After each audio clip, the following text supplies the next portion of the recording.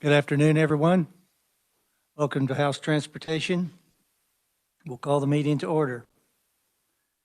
First item of business will be a hearing on House Bill 2201. I would ask Supervisor Wagner to brief us on that. Thank you, Mr. Chair. This is Adam Sievers from the Revisor's Office. I'm going to step in for Revisor Wagner today, if that's all right with you. Perfect. All right, thank you. He had to be out this afternoon. Again, Adam Sievers, Revisor's Office. House Bill 2201 would decrease the Eisenhower Legacy Transportation Program, the IKE program, the alternate delivery project cost thresholds. It would authorize usage of federal funds for highway projects under the IKE program. And it would also modify the calculation of the projected state highway fund revenues related to KDOT's bonding authority. That's kind of the general overview. A little bit more in specifics. Section 1 of the bill, currently under the current IKE program language that was adopted, I believe, last year, the Secretary of Transportation must let at least one phase of each remaining T-Works project before letting any modernization or expansion projects under the newly existing IKE program. The language of the insert into this bill would allow the Secretary to let to construction a modernization or expansion projects that would utilize federal stimulus funds. So essentially, if federal stimulus funds are used, they would be able to let these other projects that are currently would be prohibited from being let to construction, they'd be able to do that. Section 2 of the bill modifies the calculation for the current bonding purposes of under KDOT. Currently, there is that 18% cap on for KDOT to bond under their revenues. It prevents the overall cap. How that's configured, the 18% is projected revenues. What the bill does is under current law, it assumes the projected revenues for determining that cap, but then there are also adjustments made to account for either the increase or decrease due to taxes or revenue transfers from the state highway fund. The bill would strike those adjustments so that way for determining the actual highway fund revenues would be deemed to be the actual revenues going forward.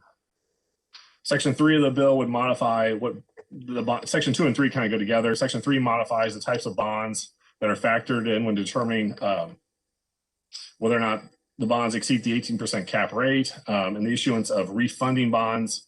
Essentially, if the Secretary is going to issue refunding bonds, the bond limitations set forth in that prior section would not count towards those bonds.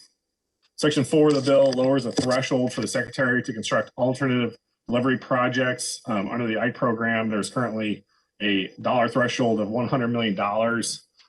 If they're going to do a alternative delivery project, the bill would lower that threshold to $10 million. And lastly, Section 5 contains one small technical amendment to a statute, inserts the number 1, which should have been there anyway. And with that, I'd be happy to stand for any questions. Other questions for Revisor Sievers?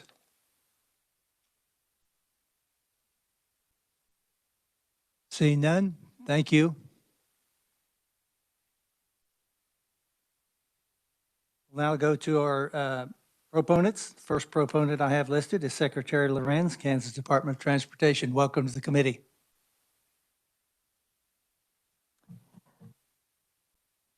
Thank you, and good afternoon, and happy Fat Tuesday. Cold Fat Tuesday.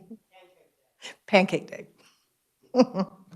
All right, well, I am Julie Lorenz, Secretary of the Kansas Department of Transportation, and I'm honored to be here today in support of House Bill 2201. First, I want to thank you all for passing the Eisenhower Legacy Transportation Program, or IKE as we fondly call it, with 4 hours to spare before session ended early last year. Kansas transportation is in a much better place because of your support. To date, we have launched all the new IKE programs. We've awarded more than $65 million in cost share, local bridge, preservation plus, short line rail, driver's education, and advanced technology programs. We've added $1.6 billion worth of highway and expansion and modernization projects to our development pipeline. This progress is a credit to cities and counties, legislators, the governor, and KDOT staff all working together to deliver transportation for Kansans. This bill provides us with the flexibility we need to deliver even more for Kansas at a time when our state really needs it. There are 3 goals to this bill.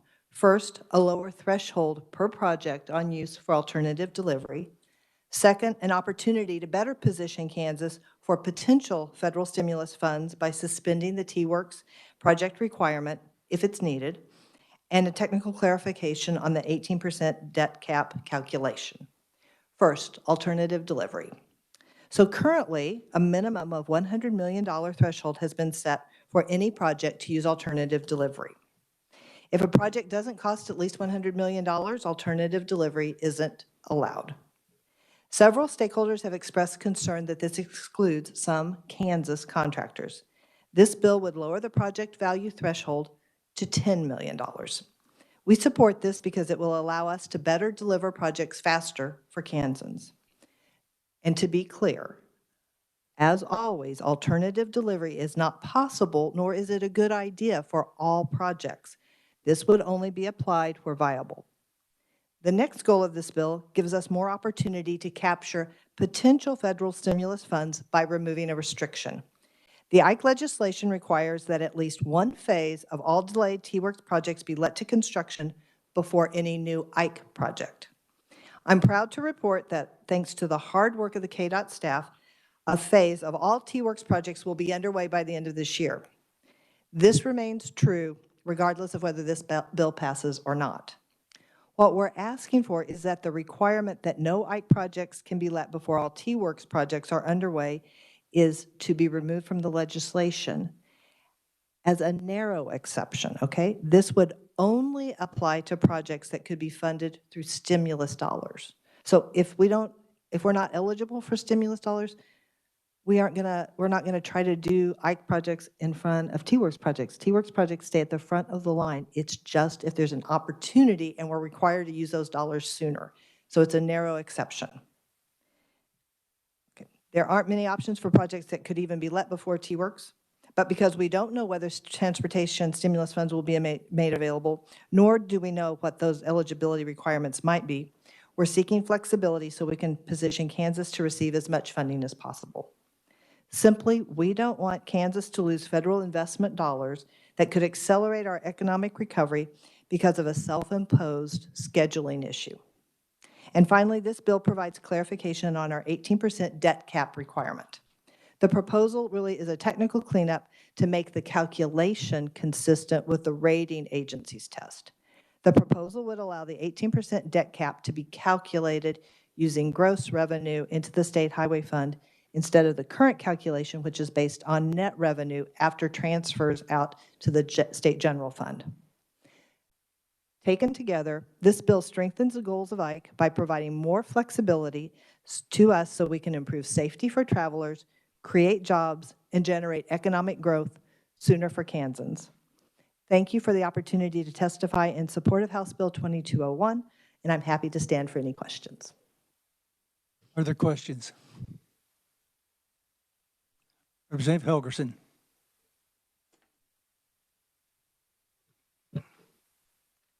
Thank you very much, Madam Secretary. A couple of questions.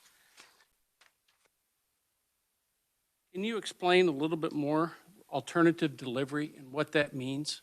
Sure. And why we have to go from 100 million down to 10 million? Sure. So alternative delivery, in a standard process, first you design the project, then you send those designs out to bid, and then you hire a contractor to deliver that project. So it's very sequential.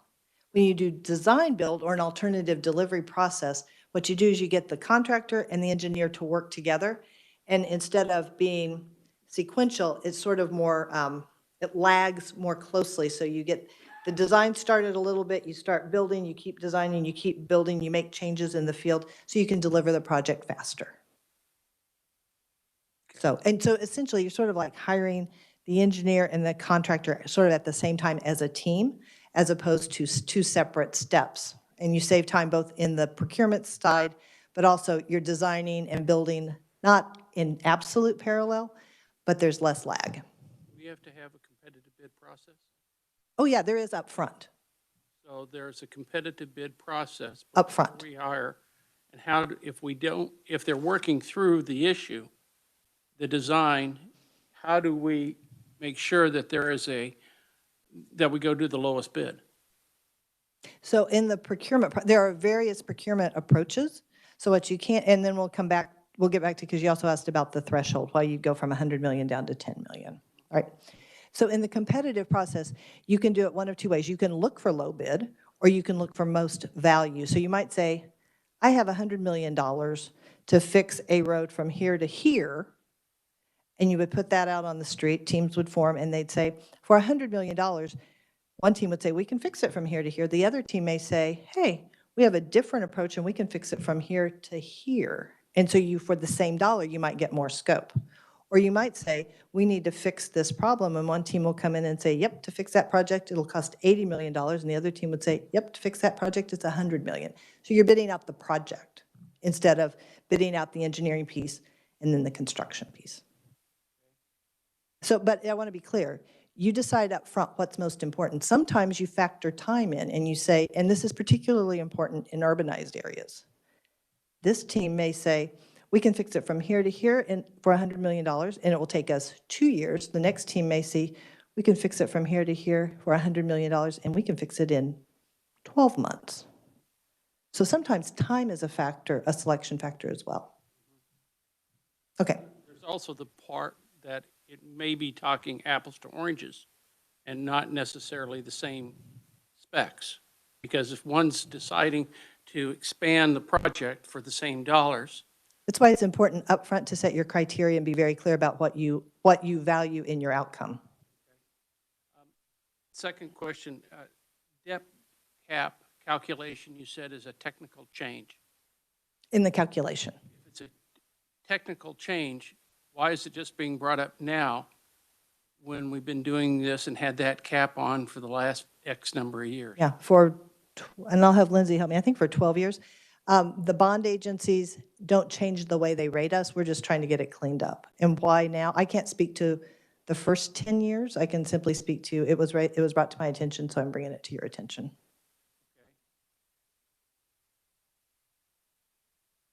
So I don't know, Lindsay, you want to offer any more than that? But that's how I see it.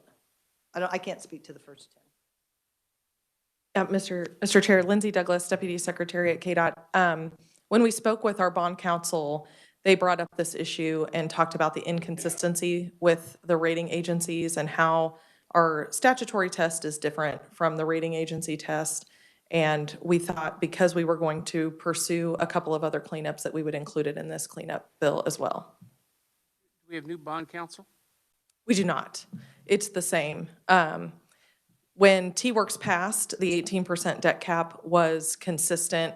That was part of the T-Works legislation through the course of delivery of T-Works, and I wasn't around to know exactly why it got reinterpreted differently, but that interpretation of statute changed during delivery of T-Works, and we are just trying to clarify in the statute the way that the 18% debt cap was originally supposed to be calculated. We won't waste committee time, but I do have further questions about that. So we can get back. Okay. So what is our bond debt cap currently, and what is it under the new calculation? 205. So the 18% is the debt cap as it was under T-Works. We're keeping that the same.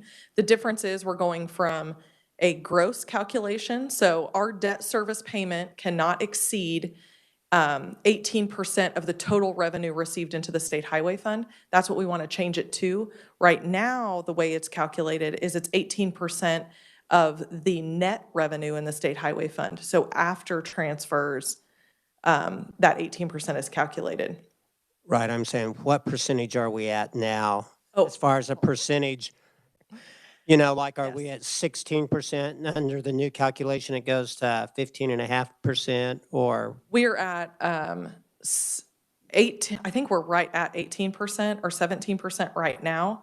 Under that new calculation, I think we're at 18 and it drops to 17, but I can follow up specifically with those numbers. So it drops 1%. You Yeah, think it's not approximately? going to be a huge shift, but that way we aren't having to do two different tests for the calculation when we want to go to market and seek getting additional bonds. Right, I'm just kind of interested in what the actual real numbers are on the Perfect. change on that. Okay, Yep, thank you. I will follow up with the committee. Thank you. Representative Delberding. Thank you, Chairman. I was just looking at, I'm going to call it the flexibility on this. Secretary may let to construction anytime with dealing with the federal funds. Is there a reason we would not use federal funding at some point? In other words, obviously you want that as a may versus a shall, I would assume. Yes. So no, we work our projects. So when we develop our projects, we make them all eligible to receive federal funds so we can be real flexible. What we're trying to say, and maybe the language doesn't, the intent here is to say, if there's an opportunity for federal stimulus funds, and we don't know what those rules are going to be like. Under ARA, they were very much, the federal government was looking for shovel ready, right? And so what we want to do is just have maximum flexibility. If we've got some stuff that we can let, even if it's not our T-Works, we want to be able to let it using federal stimulus funds. I would say this is like out of an abundance of caution that we come to you because we don't even know if there will be federal stimulus funds. I mean, what the conversation around the 1.9 trillion or whatever that ends up being, that isn't what I'm talking about. That's whatever immediate relief funds I'm talking about in hopes of a big infrastructure bill. Quite frankly, by the time that passes, who knows how long that may take to pass, and we may have let all the T-Works projects anyway. We just want to be forthright and ask for that flexibility if we need it. We don't know if we need it. Thank you. Representative Minix. Thank you, Mr. Chairman. Madam Secretary, your alternative delivery, you're talking your third portion of decreasing the project cost from 100 million to 10 million. Will that allow you to work with local units of government on cost share projects easier? Well, that's a good question. And I appreciate you raising that because you asked that question and I didn't get back to that. Not exactly that question, but sort of. So we have not looked at cost share projects from an alternative delivery standpoint because there was the 100 million. We drop it to 10 million. There may be a place where it would make sense to do that. But generally speaking, those are still not great projects for alternative delivery because typically alternative delivery projects, the reason you do them is because you need to save time or because they're complex and you're looking for more options for innovation. Straightforward projects, so like the 2 bridge decks in Parsons that I like to talk about with Jayhawks, that would not have been a good opportunity for alternative delivery. It's a straightforward project, you just knock it out. But if you have a project that's cost share, that's complicated enough or time sensitive enough, then it might make sense. It's very much a tool to use to drive outcomes. And so that's why dropping it from 100 million down to 10 million, it gives us more flexibility, but also Kansas contractors, some of them kind of operate best, and I would say Wichita is a really good example of several where their kind of sweet spot, sort of 40 to 50 million, and we want to give our Kansas contractors more opportunity to compete. When you get to the 200, 300, 400 million, oftentimes, that means local contractors are partnering with others, and so we're trying to open it up, and we do have industry support for making that change.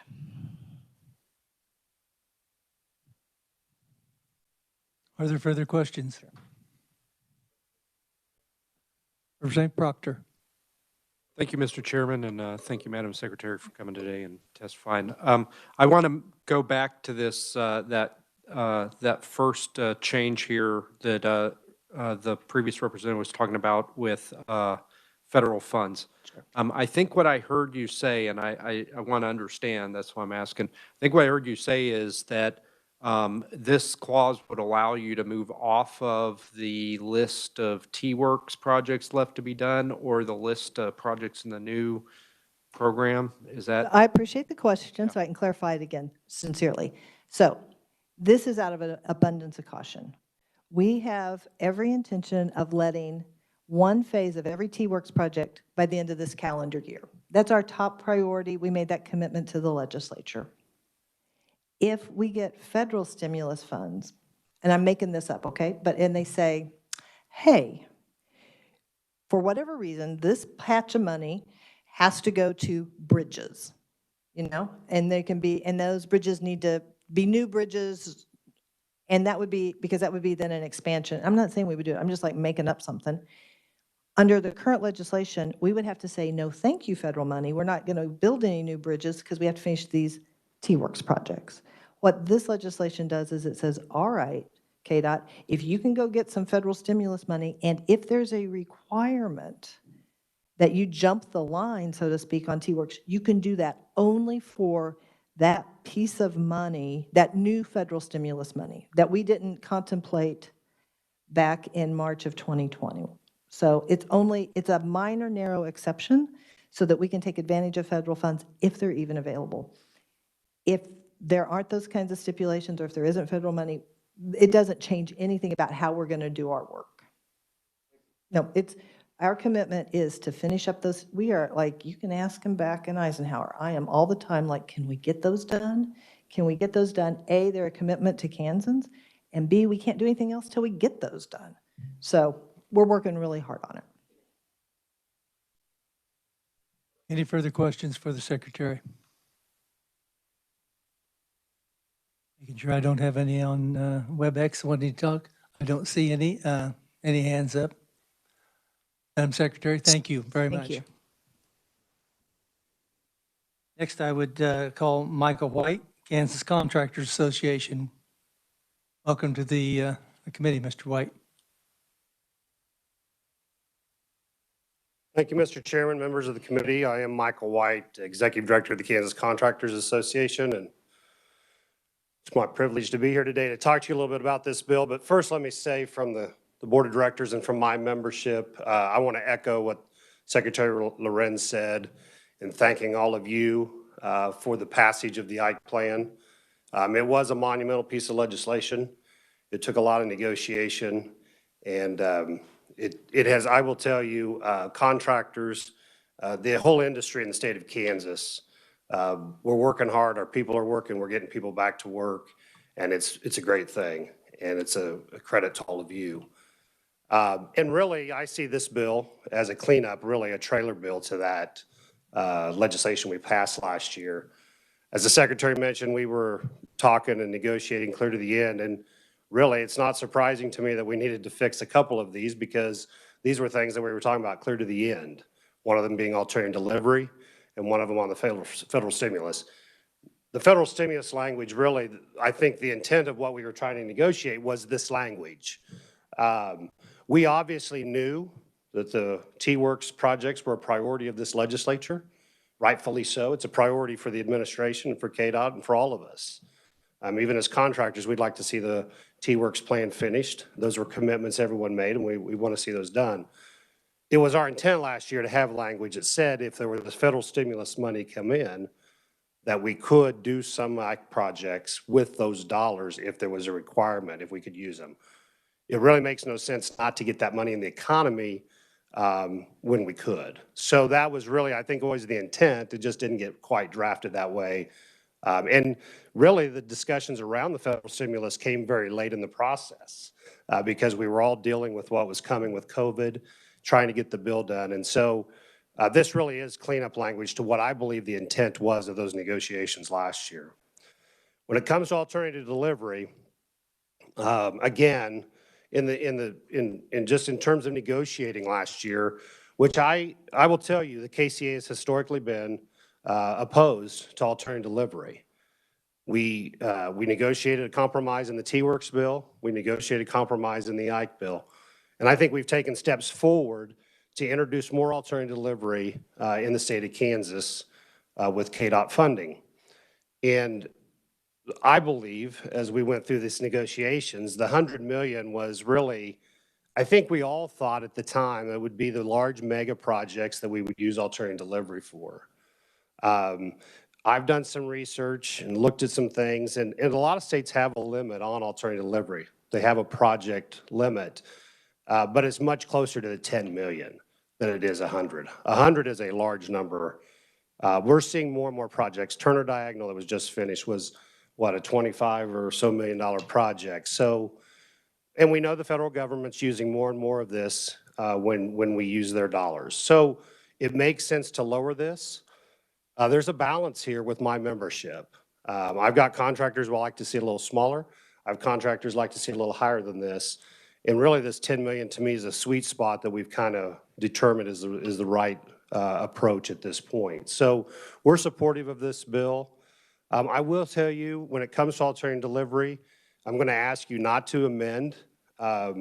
This, as I've said, this is a very delicate balance that we made in negotiating this bill. And we want to work with the department and continue to have those conversations around alternative delivery. But I would ask that we try not to amend this section of the bill if at all possible. It might very well change our support of the bill. So I just want to make that comment. Mr. Chairman, I'll stand for questions. Other questions for Mr. White? Representative Del Perdang. Thank you, Chairman. Appreciate you being here. Can you just, for my own well-being, give me an example of a $10 million project versus a $100 million project? In other words, what's a 10 million? Is that a block of road? Is it a mile of road? Is it, what are we talking here? Well, I don't know that I have a real good example. But if you, the best example I could give you just from my experience is the Turner Diagonal in Wyandotte County. It just completed, was a 20-some million project, and it really opened up some development for Wyandotte County. It changed an old form to, that modernized the intersection. And so I think when you look at smaller projects, in most of the conversations I have with my membership around bridge projects, smaller bridge contractors going to have more concern around this. But, your big projects, the Gateway in Johnson County, massive changes that are larger projects, those are the ones that I think like the Secretary said, the more complex projects, I think is what people think of when they think of alternative delivery. But really, as I've looked at this issue a little bit over the last several years, that's really changed.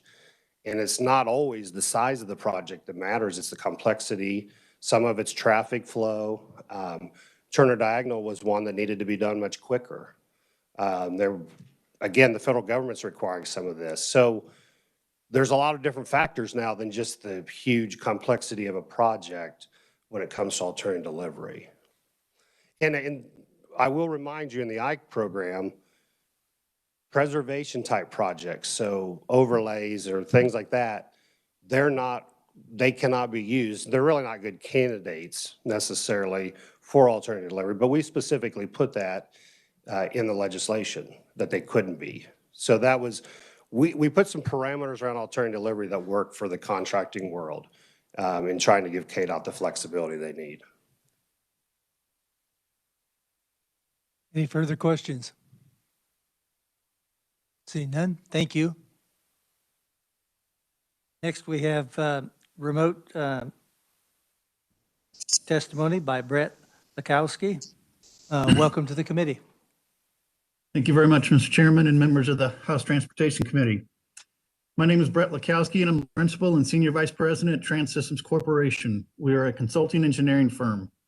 I'm based out of our Wichita office and appear before you today in my role as the Chairman of the South Central Kansas Transportation Coalition, a program of the Wichita Regional Chamber of Commerce.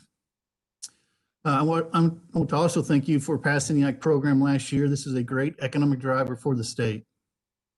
We know that strong transportation infrastructure is critical to developing and expanding commerce.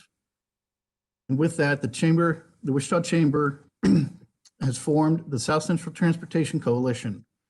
Our members, the members of the coalition come all across our 10 region and includes city and governments, transportation agencies, and a number of private sector representatives both inside and outside the transportation industry. The coalition champions transportation projects that have a positive impact on communities and businesses in our region. House Bill 2201 makes a few changes to improve the IKE program that was passed last session. The bill reduces the minimum $100 million threshold on alternative delivery projects down to $10 million. This will allow more Kansas contractors to participate in these projects, and as I think been well stated here, will provide KDOT more flexibility to use alternative delivery on projects that are good candidates versus trying to force it on large projects. The bill also requires the T-Works first phase letting requirement for new projects be amended to allow for federal stimulus dollars. And finally, it has a little technical cleanup on the 18% debt cap as it's calculated. On behalf of the South Central Kansas Transportation Coalition, I urge the committee to support House Bill 2201 favorably. Thank you, Mr. Chair, and I'll be happy to answer any questions. Are there questions for Mr. Lukowski?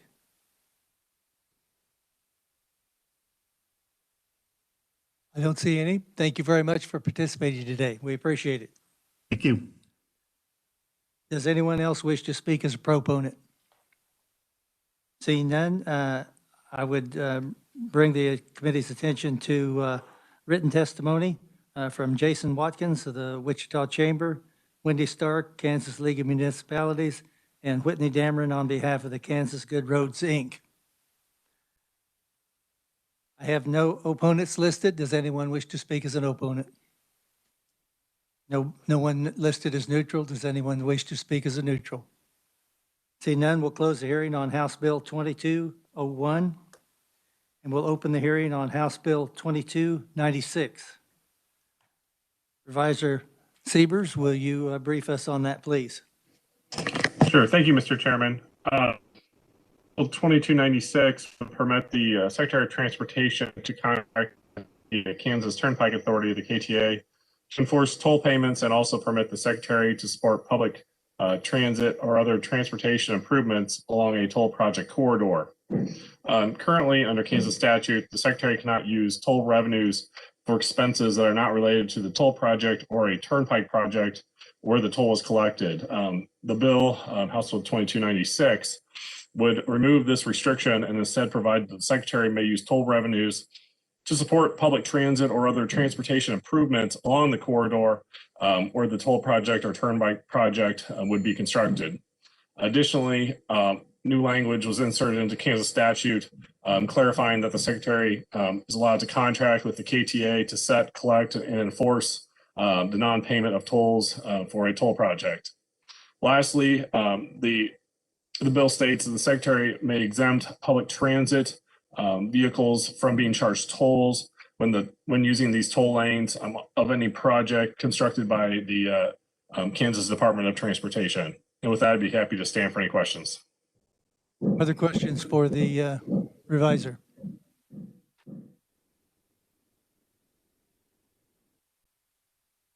Seeing none, thank you. Adam? Go to our first proponent. That would be Secretary Lorenz. Welcome back.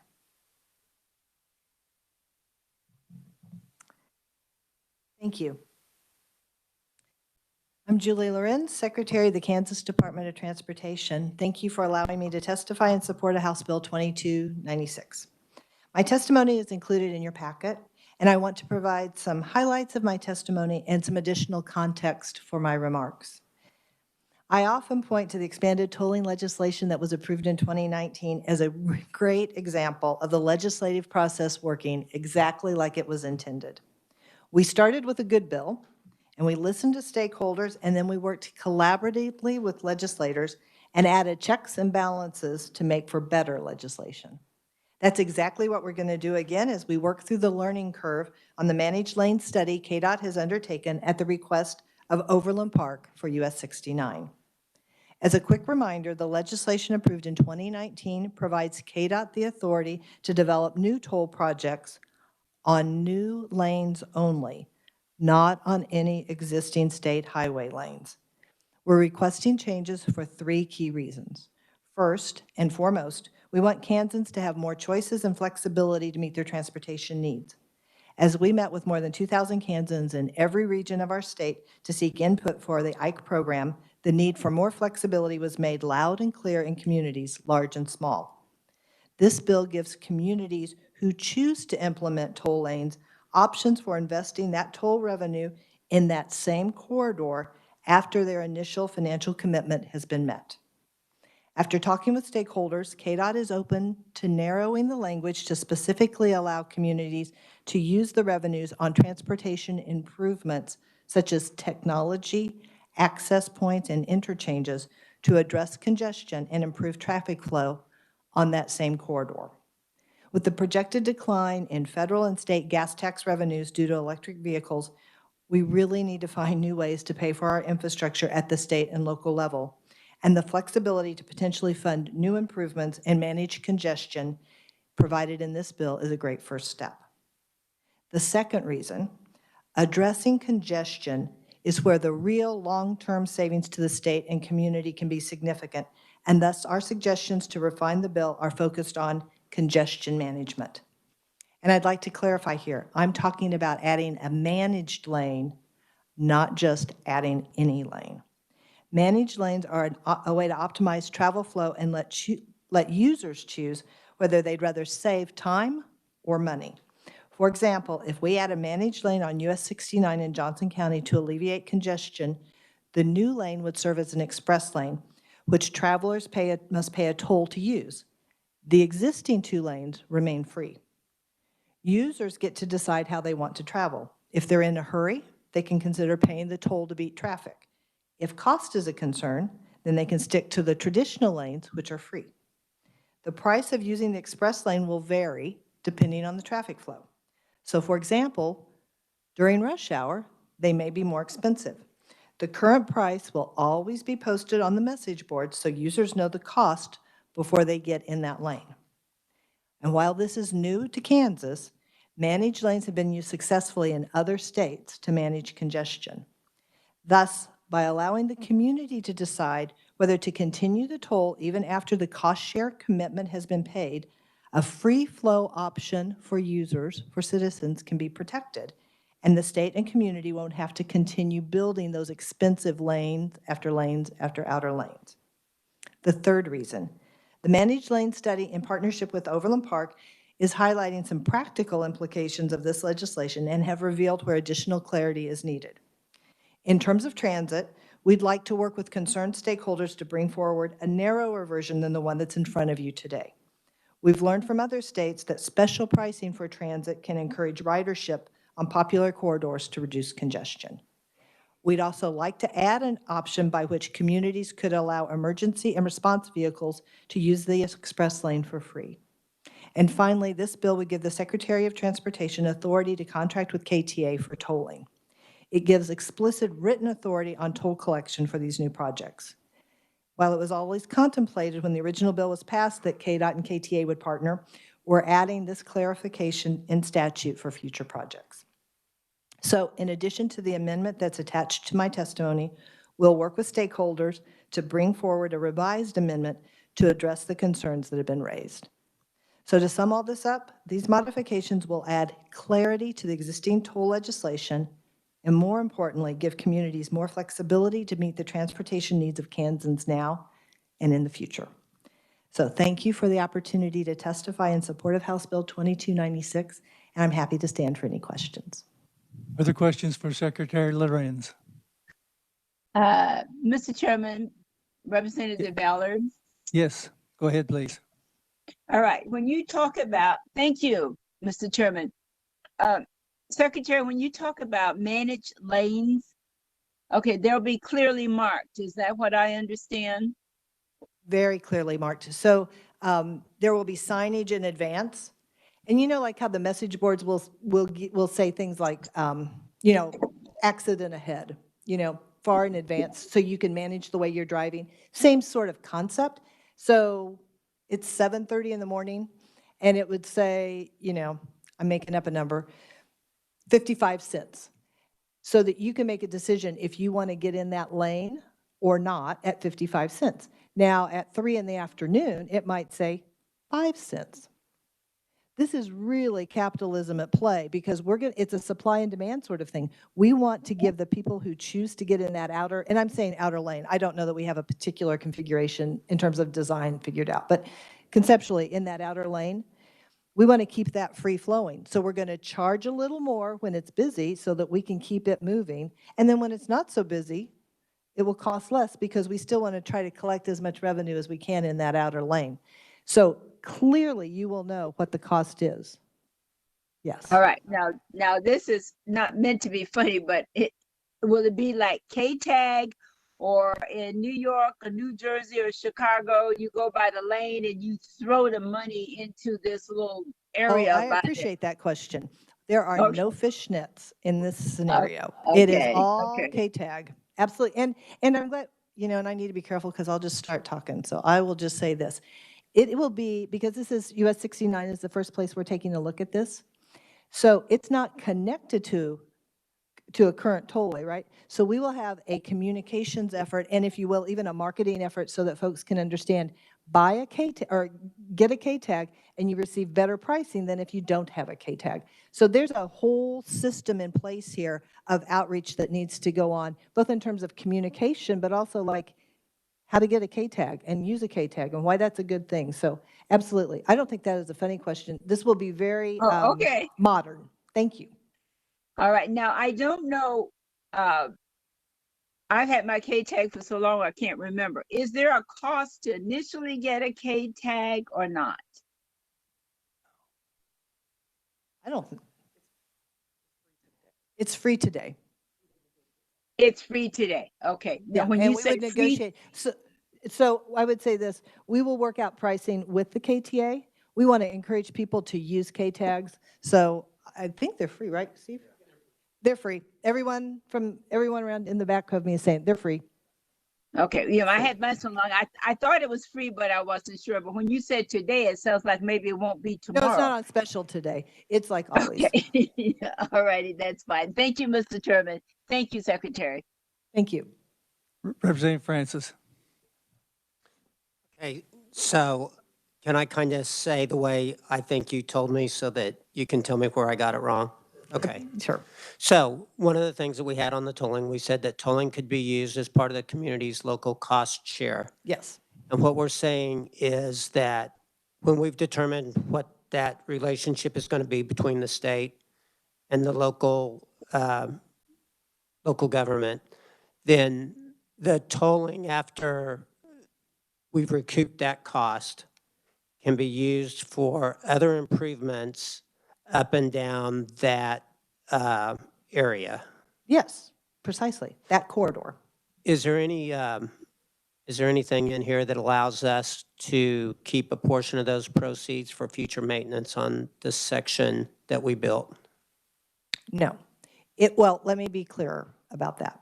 Because we're going to have overlays and stuff like that in the future. No, because the way that we have traditionally used modernization and expansion is that, communities help us pay for the initial construction. However, here's where it's like a nuance. There will be toll infrastructure, like the gantries and whatnot, and then we would use a portion of the toll to pay for the toll infrastructure, the maintenance of that toll infrastructure. The actual road surface maintenance is going to be on the state from that point forward. And part of an important distinction here is that, recall, the way this works is like KDOT and Overland Park negotiate and come to an agreement. Then we take that proposal to the KTA board, because if you're paying to use an express lane, there's an expectation that you're going to have better pavement, right? Or maybe earlier snow removal. You're going to have a higher level of service. So we have to take that into consideration, right? So we take that proposal to the KTA board. If the KTA board approves the proposal, then it goes to State Finance Council for final approval. Will these additional miles, will they affect the state's cap on the lane miles of the state system? No. Okay. And then is there going to be any plan for maybe a marginal speed limit increase if the design characteristics allow it to encourage people again to use the hot lane? No, I would be surprised because I think those are typically set for the whole context of the system. The idea is that instead of going 20 miles an hour and stop and go on 69 at 7:30 in the morning, you're going to be able to go 50. And the posted is probably It'd be nice 60. to go 70. You know, I'm just always going to be honest with you. You can probably go 50. Thank you, Mr. Chairman. Representative Proctor.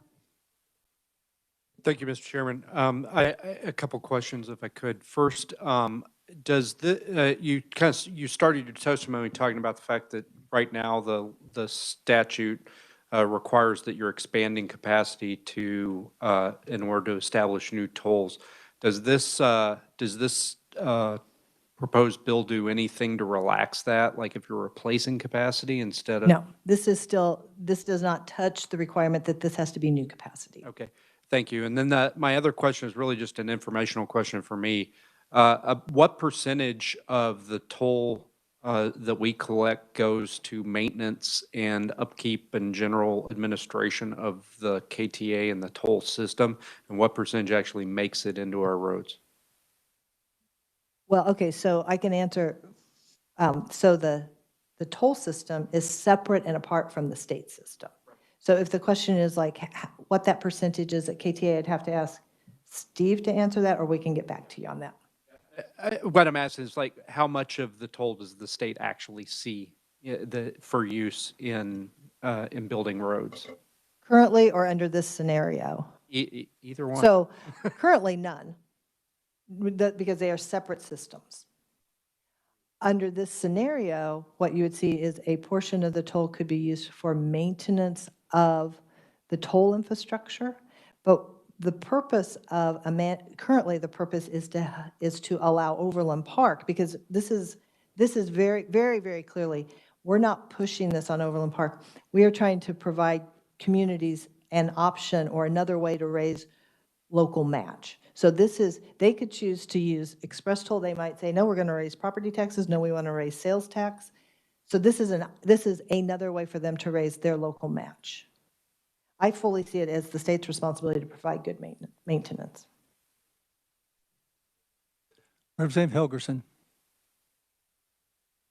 If we could go back a little bit of the details, and let's continue using the example of Johnson County from Lorentz on over. One of the local communities decides they don't have sufficient funds, but they want to use their share of the local receipts to be their participation for the matching. Can it be up to 100%? So just a second.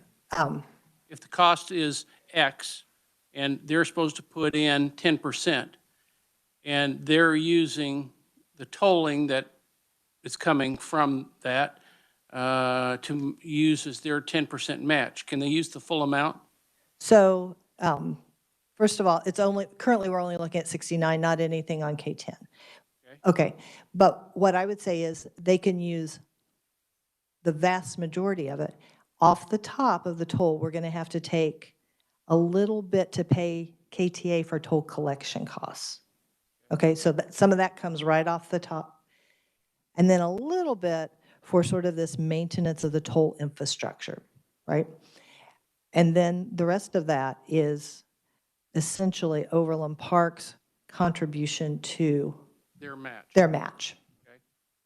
Is the road owned by the Kansas Turnpike Authority or the department or the state of Kansas? State of Kansas, right? The state of Kansas is going to own it, and we subcontract with the Turnpike Authority for parts of it. We subcontract to them for toll collection. The toll collection. Yeah, it would not make sense, from my perspective, to have one KTA plow or two plowing one lane each way, and then KDOT forces to be plowing the two interior lanes. So KDOT will provide the maintenance. Only thing we're contracting with them is not the bonding, not the It is only just the K tags, Yes. basically. And- Yeah, and it's a the- concession, in some way, in many states, it would be called a concessionaire. In Kansas, I mean, we fully intend to partner with KTA. They have the back office resources. People know K-tag. I mean, we had some of those questions. So it would be a partnership with KTA. Who will handle, the funds will not be commingled at all, either No. between the department or with K-tag. No. Also, I will say, Representative Helgerson, we are working through the, like the business rules that will be applied. So the answer is no, we're not going to commingle funds, but we have not worked out all the city-state agreement on this because, and I want to be super clear with everybody in the room, online, we are at the exploration stage. We're seeing how much money might be generated. Overland Park residents are going to have to think about it. So we have to think through all those things. And we started the study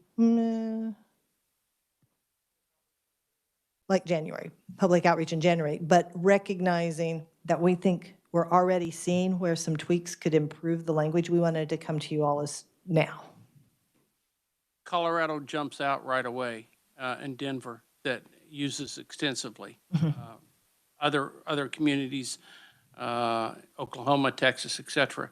Have you looked at their models, and how does your model compare with their models? Absolutely. We're looking at those states and taking best practices from those states. It is a slightly different model in that many states require, and they have the traffic to support it, I'll point out. They will look at carrying the full freight, so to speak, of the cost. In this case, we're looking at Overland Park being able to generate their cost share match. Have you done a cross-section or a comparison as to Denver, Colorado did it this way, et cetera? So that's one of the reasons that we hired, so we hired HNTB, we're not doing this analysis, right? We hired with a consulting firm, and they do toll work all across the nation and have been the primary consultant for the Turnpike since its inception. So, yep, they're scouring their sources so that we're bringing the best knowledge to this project. Okay, good, I appreciate the questions. Representative Howe. Thank you, Mr. Chairman. Thank you, Madam Secretary. My question has to do with you had mentioned this would possibly benefit people in Overland Park. If this were to happen in terms of establishing a toll route or a managed lane, how many miles are you talking about? And I do have some follow-up questions to that. Sure. So we're taking a look at an area, and I should probably, Lindsay actually is running point on this in terms of specific projects, and so I'll turn it over to her to answer specifics, but I'd like to point out what I think is important to understand is it's for whomever is using 69 to decide if they want to use the managed lane or not. So we know that people who are using 69 are Missouri residents, they're Miami County residents. So it's whoever's using, it is truly a user fee approach because it's whoever's using that segment of road at that moment to decide. So it's more than just Overland Park residents, it's whoever's on the road at the time. So, but in terms of project limits, I'm going to hand it over to Lindsay because we have a couple of phases that we're looking at. Yes, thank you, Representative. The answer right now for the US 69 project that we're talking about and discussing, the project limits are from 103rd Street down to 179th Street. That's the entire study area. We have two phases of improvements that we are looking at. Right now, 103rd to 151st Street is approximately a $300 million project. The project limits from 103rd Street all the way down to 179th is about a $500 million project. So we are exploring and studying that entire corridor right now. Okay, thank you. Does that project add additional lanes? Yes, so we have done previous studies with the City of Overland Park and looked at the additional capacity that's needed based on current congestion and projected traffic counts in the future. We are planning on adding capacity and adding an additional lane in each direction, and the The reason for this bill is that in 2019, the tolling legislation that passed allowed us to explore the idea of tolling for additional capacity, and managed lanes might be a good option for that additional capacity we're going to potentially add on US 69. Thank you. Is this current US 69, is it currently a toll road or any part of it a toll road right now? No, the only tolling that we have in Kansas is the Kansas Turnpike. There is no toll currently in existence on the state highway system. So this would be the first project, and a lot of that has to do with, not having the authority to do that prior to 2019. Thank you. And just one more follow-up question, Mr. Chairman. Thank you for your time. Has the department considered anything? I lived in Northern Virginia for a little while I worked on Capitol Hill, and when we they had a carpool lane, basically like an HOV lane for carpooling. So a managed lane here would be different, where you would just, as long as you had enough money, it didn't matter if you were driving a large vehicle that held 8 people or you were just driving by yourself. As long as you had the money, you could access this toll route. Is that correct? Yes, that's correct. And one of the things that we have explored with this US 69 project is looking at high occupancy lanes.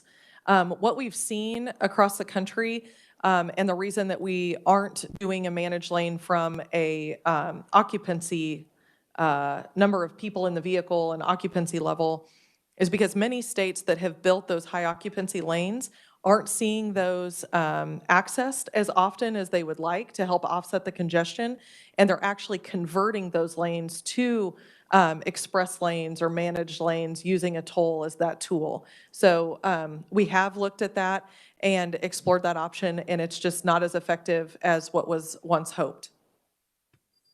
Thank you very much. I yield back, Mr. Chairman. Thank you. Representative Weigel. Thank you, Mr. Chairman. I'm going to give you a little background because Representative Helgerson kind of brought it up about Denver, and I think North Texas has this integrated expressway, tollways, and I'm just going to give you a little scenario that happened to me. I wasn't in Texas driving on there, but you let my son borrow our car because he wanted to go to a basketball game with his friend down there, and his car was in the shop, so he drove it. And so he drove down, got back. A month later, I get a North Texas Expressway charge for $5 and some cents. And he says, well, I don't remember going through there. And I said, was there any signs? Because you brought up Denver, and I am familiar with the Denver area out there, that especially out by the airport, you don't even know sometimes that you're on there. And the question to me is, when you do this, if it comes to fruition, how much, I mean, is it going to be something, you're talking about adding a lane that's going to be dedicated to this toll, all the others are going to remain the same as they are now, correct? So at what point do the drivers become aware that if they get over to this far lane, they're actually entering a toll lane? So there will be lots of signage, striping. Can't guarantee every person that's borrowed their dad's car who might be talking to their friends as they're driving will pay attention to the signs and the striping, but we will do our best to have lots of signage to allow people. Also, there will be, and I don't know what this looks like, so this goes to sort of the business case part. There's going to be a learning curve, right? So we're going to be patient. We want this to be a good, if Overland Park residents want to go forward with this, we want this to be a good experience. There's going to be some grace period. We want this to be a good experience. It's a way to raise some revenue, but more importantly, it's this congestion management piece that's so important, because if you can offer your customer, right, a lane that's moving pretty freely, Then you don't have to go build the 4th lane, the 5th lane, the 6th lane, and that's what saves taxpayers. And we're all taxpayers at both the local level and the state level. It saves taxpayers money in the long run. So we need this to be a positive experience. Okay, can I have a follow-up question?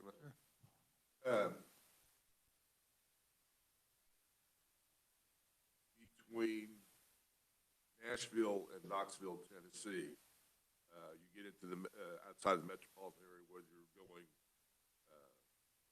east or west on the interstate, I don't know what the interstate is. They have an HOV lane, far left. And I don't know if they're one of these areas that are looking at changing that to a toll system. It's not now. It's just, I think the only stipulation, you have to have at least 2 people in the car in that HOV lane, and then, you can pretty much go whatever speed you want. It doesn't seem to me that, and maybe it's just their design, because I know they've had that design for quite a number of years, that it eliminates the congestion once you get into the downtown area of Nashville, and the same way when you get over to Knoxville, especially if there's a Tennessee football game going on. So my question is, devil's advocate here, how much have you looked at how this is going to affect traffic pattern? I've driven in Johnson County quite a bit, and I know the congestion there. How much is this going to eliminate the congestion there? Because I'm assuming that's why we want to do this, Yeah. is to. No, it's very much for congestion purposes. So it benefits those who get in the express lane because we're going to price it so that they have free flow. But by taking that traffic out of the 2 free lanes, and remember, like when I say free, air quotes, because nothing's really free, but you get people out into the express lane, it's going to allow the other 2 lanes to move more freely, better. So it certainly is a benefit to those who choose to drive in the express lane. It also benefits the folks that stay in the free lanes. Yeah, and it's much more effective than just adding a lane, because you know what happens? You add a lane, and then all the lanes still back up. And this way, we've got one that's moving, and then you don't have to go build the 4th and 5th. And that's really, this isn't our idea. This started on the coasts, which are so congested, in Texas 20 years ago. It's new to us, but it is not new to the nation, and it works well. It also will not work everywhere in Kansas. There are only a few places that have enough traffic and enough demand to make this work. Thank you. Thank you, Mr. Chairman. Representative Delperdang. Thank you, Chairman. I've got a couple of questions. Sure. Too. First is a concern. Once this is done, what happens to the other, as we say, free lanes, which really aren't free, but will the focus and the maintenance be concentrated on the pay for, and while the others end up with potholes and No. We will not make the 2 free lanes suffer. And then the other question, and having lived and worked in downtown Dallas for a period of time, once you're in the case of Dallas, the HOV lane, but in this, it'd be the same as, but is there a way out of it? Because I've seen the accidents in the HOV lane, and there's cement pylons going, you're stuck until the accident's somehow cleared out of there. Yeah, so this is where I wish we had Cameron, our project manager, here to answer. So I have every confidence they're taking that into consideration. So there will be a shoulder, so to speak, so you can get off on the shoulder, but it will be a single lane. Okay. And then today, with the current Kansas State Troopers, Troop G runs the turnpike. Mm-hmm. They're in private vehicles. They're not in, at least as far as the tags, they are state tags on it versus the trooper tags. Is that going to, are we going to have to do anything with contracts to get them over in this one? We haven't gotten that far yet. Okay. Okay. And you answered my question on the KTA as far as they're just contract for the toll resources. That was helpful too. And I would like to say also, yes, they're contract, but we have learned, KDOT, I would say, like this partnership between KDOT and KTA has been strengthened through this effort. And I often refer to KTA as sort of like the tip of the spear.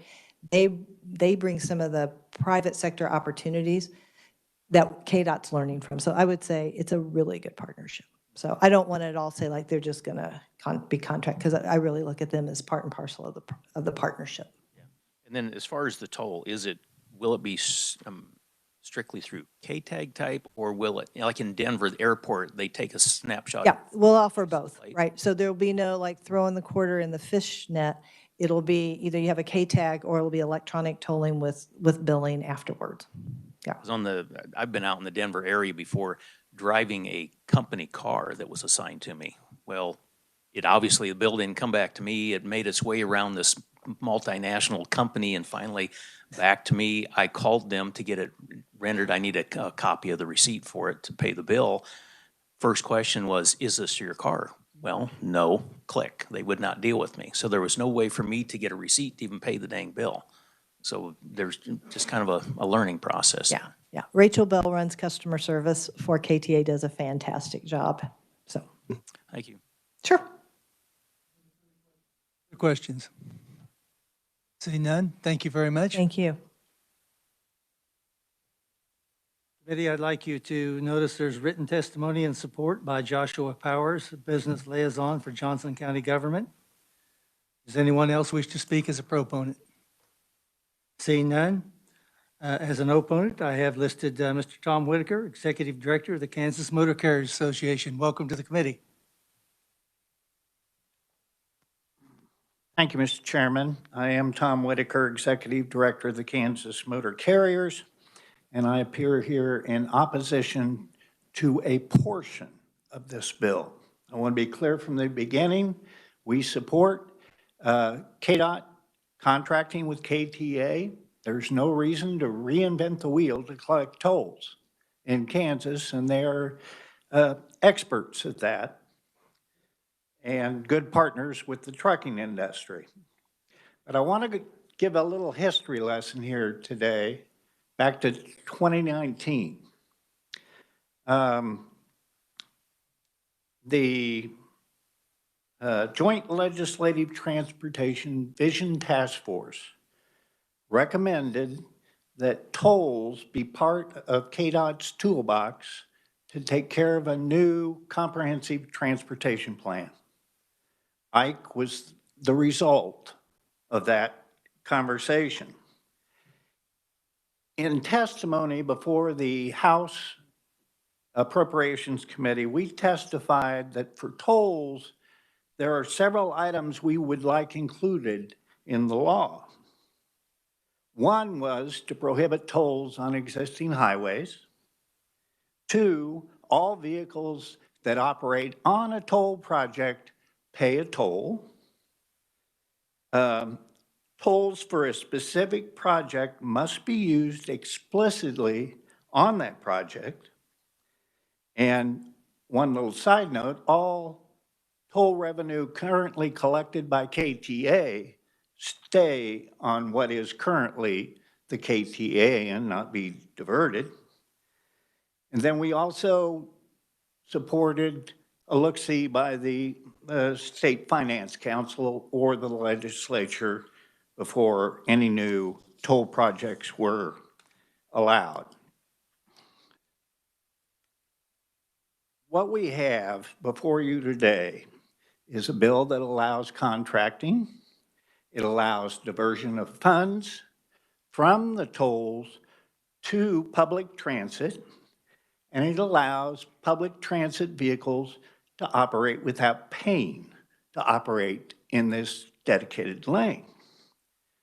As far as the free tolls are concerned, if we have a dedicated lane to reduce congestion, the public transit should be able to operate within those lanes.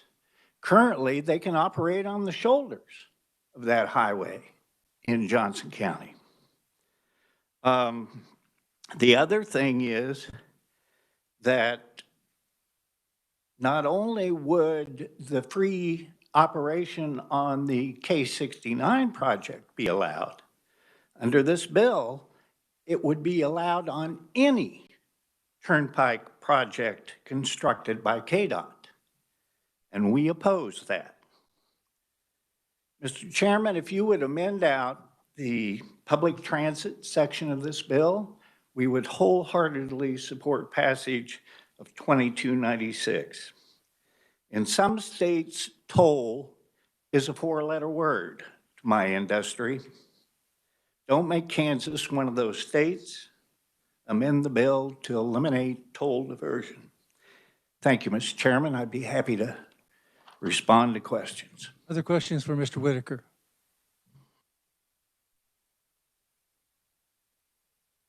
Seeing none, thank you very much. Thank you, Mr. Chairman. I have no other opponents listed. Does anyone else wish to speak as an opponent? I have no neutrals listed. Does anyone wish to speak as a neutral? Mr. Hewitt. Mr. Chairman, Steve Hewitt, CEO, Kansas Turnpike. I just want to make it very clear that on behalf of the board, we take a neutral stance on this particular cleanup of the legislation. However, though, to be very clear, we are very supportive of the current legislation that allows the Kansas Turnpike to work with the Kansas Department of Transportation as a tool in their toolbox for potential new projects. We are working on the 69 project with KDOT, and we see a lot of good future in that. We just take a particular neutral stance on this particular cleanup, but we are very positive on working with KDOT on future projects. And if there's any questions for me regarding the Kansas Turnpike, I would take those questions. I appreciate it, Mr. Chair. Are there any questions for Mr. Hewitt? Looks like you got off lucky. No, not really. Not really? I missed one. Okay. I'm sorry. I just need a clarification for the last person who spoke. He says he's in favor of it. He likes it a lot, but he takes a neutral stance. Might I ask what makes it neutral for you? That's a great question. I think what we want to clarify is that in this particular cleanup bill, on behalf of the board, we don't want to get in the middle of what needs to be potentially the details of what needs to happen regarding how the legislature or how KDOT wants to eventually put this out. On the original bill, when it comes to partnering with KDOT for additional toll roads, we are very positive. We made that stance very clearly early on, and we'll continue that. But for this particular language, we don't take a stance on the details of the particular language that it sits right today in this particular bill. Well, I thank you for the explanation. That was more personal. It wasn't critical. I just didn't understand the dilemma. So thank you so much. And thank you, Mr. Chair. Anyone else have a question? Seeing none, thank you. Does anyone else wish to speak as a neutral? Hearing none, we'll close the hearing on House Bill 2296 and open the hearing on House Bill 2247. And ask if Revisor Sieber would brief us on this. Thank you, Mr. Chairman. House Bill 2247 would commemoratively designate a portion K67 highway. The designation would occur from the southern limits of the Norton Correctional Facility that head north on K67 to the northern limits of the Norton Correctional Facility in Norton County. The highway would be designated as the COI Trenton J. Brinkman Memorial Highway. As was customary with commemoratively named highway, the compliance requirements found in 68-10, Com 114, requiring payment of the cost of the signs plus 50% would apply. And with that, I'd be happy to stand for any questions. Further questions? Seeing none, thank you. I have listed as proponents, Representative Rogers, welcome. You had a long wait. Thank you, Mr. Chairman. We might have an addendum on this and put a toll road. No, I'm just kidding. Thank you for allowing me to come and testify. House Bill 2247. K67 is just a little short jag on the east side of the Norton Correctional Facility. It was there when the facility was a state hospital. And it's named after an individual that made a big impact on a lot of folks' lives. Just last May, he received his commendation of 5 years as an employee of the state of Kansas. He was very proud of that fact. In fact, he spent some time in Phillipsburg and then moved to Norton and then went to work for the correctional facility. And after getting that award, this recognition in May, in late August of last year, he was on his way to work and was involved in a fatal accident right there by the prison and was fatally wounded. His kind of celebration of life service brought a lot of folks that maybe he hadn't been in Norton that long, but it brought a lot of people that he made an impact, things he was involved in the community, and the impact he made on the inmates. The inmates were the ones that really came up with this idea, and they're aware of what they need to do to put this sign, because the impact that he made on their lives, the positive, and I think so much of the time we look at that relationship with correctional officers and those that you know, kind of our guests in the sense of our facilities. Maybe it's not a great relationship, and this is a young man. In fact, you know, this is a young man that you know, had his life in order, and he wanted to serve his fellow citizens. So I would just ask, as you make this consideration when you do, that you know, that this pass, this small portion of K-67 for the Correction Officer 1 or COI Trent J. Brinkman Memorial Highway. So I'll stand for questions if you have any. Does anyone have any questions? Seeing none, thank you very much. Thank you. I have no other proponents listed. Does anyone wish to speak as a proponent? I have neither opponents or neutral listed. Does anyone wish to speak as a neutral or an opponent? Seeing none, we'll close the hearing on House Bill 2247. That concludes our work for the day. Tomorrow we will be hearing House Bill 2263 and House Bill 2295. Is there any further business to come before the committee? Seeing none, we are adjourned. Thank you, Mr. Chairman. You're welcome.